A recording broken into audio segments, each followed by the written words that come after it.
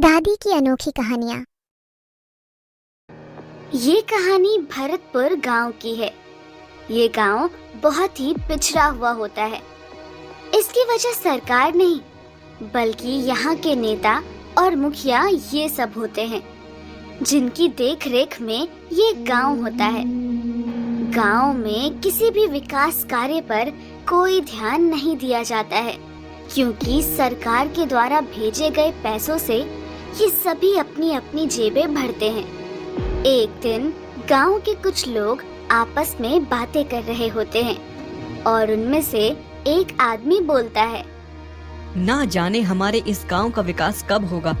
हमारे मुखिया और उनके साथ काम कर रहे उनके सारे दोस्त यारों को अपनी जेब भरने से ही फुर्सत नहीं है और ना ही अपनी जिम्मेदारी का एहसास है। हाँ, हम कर भी क्या सकते हैं।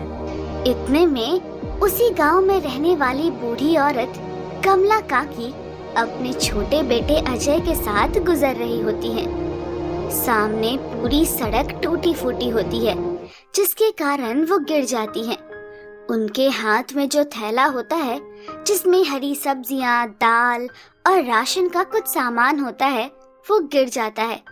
ये सब देखकर कमला काकी रोने लगती है और न जाने इस गांव के हालात कब सुधरेंगे, कब यहाँ के रोड बनेंगे, कब बिजली पानी की सुविधा आएगी।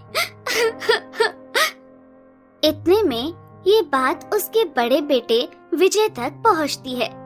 वो अपनी माँ के पास जा ही रहा होता है कि इतने में कमला अपने छोटे बेटे के साथ घर पहुँचती है। विजय का छोटा भाई अजय उसे सारी बातें बताता है। विजय बहुत ही चालाक और होशियार होता है अपने भाई की बात सुनकर। हमें अपने गांव की स्थिति को सुधारने के लिए कुछ करना होगा। सरकार हमारे गांव के विकास के लिए पैसा देती होगी। हमें पता लगाना होगा कि ये सब नेता और मुखिया मिलकर उस पैसे का क्या करते हैं। विजय का छोटा भाई अजय उस समय मुखिया के यहाँ चाय बनाने का काम करता है। विजय अपने गांव का विकास करने और मुखिया और बाकी के नेता को सबक सिखाने का सोचता है। विजय अपने छोटे भाई को बुलाता है और कहता है, अजय मेरे भाई, तुझे एक काम करना है। तुझे मुखिया और उसके पास जो भी नेता आते हैं, उनके बीच हो रही बातों को मुझे बताना होगा और सरकार द्वारा दिए गए पैसे को वो कहाँ खर्च करते हैं, ये सब भी तुझे पता लगाकर मुझे बताना होगा। हाँ। भाई की बात सुनकर, भाई आप इससे क्या करोगे? बस तू देखता जा आप, मैं कैसे अपने गांव का विकास करता हूँ। उसके बाद एक दिन जब अजय मुखिया के घर पर चाय बनाकर सबको देने जाता है, तो वो उन नेताओं और मुखिया की बात सुन लेता है, जहाँ मुखिया जी कह रहे होते हैं, सुनो भाई लोग, सरकार ने गांव के रोड बनाने के लिए पैसे भेजे हैं। कल उस पैसे से मेरे पुराने वाले घर में बिरयानी पार्टी करते हैं। हाँ। ये सब सुनकर मुखिया जी के साथ के सारे दोस्त खुश हो जाते हैं और वहाँ से अपने अपने घर चले जाते हैं। उसके बाद अजय ये बात अपने भाई विजय को बता देता है। अगली रात जब मुखिया अपने बाकी नेता दोस्तों के साथ बिरयानी पार्टी कर रहा होता है, तभी विजय गांव के एक पेड़ के ऊपर एक माइक में एक आवाज को रिकॉर्ड करके छुपा देता है। विजय के पास उस माइक का रिमोट होता है। विजय के रिमोट दबाते ही पेड़ से जोर जोर से एक आवाज आती है, सुनो भाइयों, सुनो गांव वालों, हमारे मुखिया जी और उनके साथ काम कर रहे उनके सारे दोस्त हमारे गांव के विकास के पैसे से उनके पुराने घर में बिरयानी पार्टी कर रहे हैं।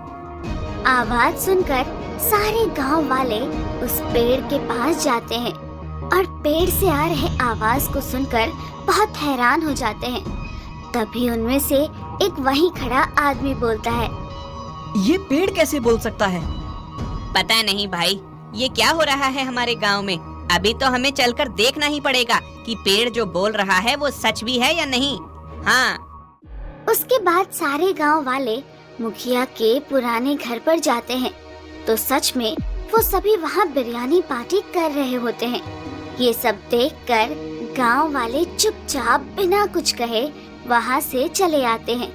ऐसे ही कुछ दिन बीत जाते हैं और एक दिन फिर से सरकार के द्वारा गांव के विकास के लिए पैसे आते हैं। इस बार मुखिया को थोड़ा डर लग रहा होता है उन पैसों को खर्च करने में। तभी उसका एक दोस्त बोलता है, मुखिया, इतना डर भी ठीक नहीं है। किसी ने गलती से उस दिन हमें पार्टी करते हुए देख लिया होगा। अब ऐसा नहीं होगा, चल पार्टी करते हैं।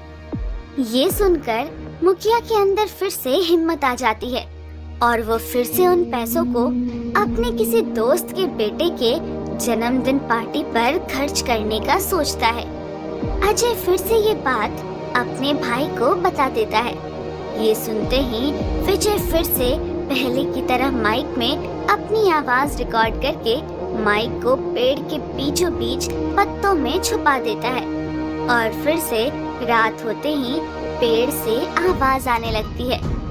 गांव वाले फिर से इकट्ठा हो जाते हैं और आवाज सुनकर लगता है ये कोई जादुई पेड़ है जिसे पहले से ही सब पता चल जाता है। पता नहीं ये जादुई पेड़ है या नहीं, पहले वहाँ चलते हैं।